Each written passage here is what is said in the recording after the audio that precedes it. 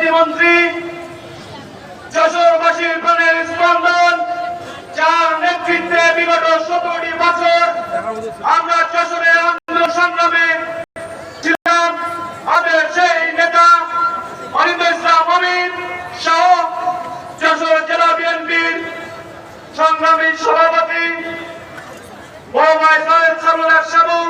সাধারণ সম্পাদক জনাব দেওয়ান ভবন সহ উপস্থিত বিভিন্ন পর্যায়ের নেতৃবৃন্দ সকলকে যশোর জেলা স্বেচ্ছাসেবক দলের পক্ষ থেকে শুভেচ্ছা অভিনন্দন।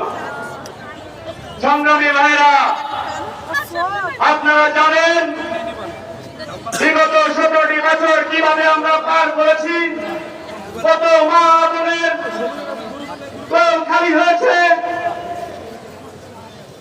বিগত 24শে জুলাই আগস্ট আন্দোলনে হাসিনা ফ্যাসিস্টের নির্দেশে 1,500-এর উপরে নেতা কর্মী খুন হয়েছে। সারা বাংলাদেশে প্রায় 30,000-এর উপরে নেতা কর্মী আহত হয়েছে। এই সকল খুনের নির্দেশদাতা এই খুনি হাসিনার ফাঁসি নিশ্চিত না করা পর্যন্ত আমরা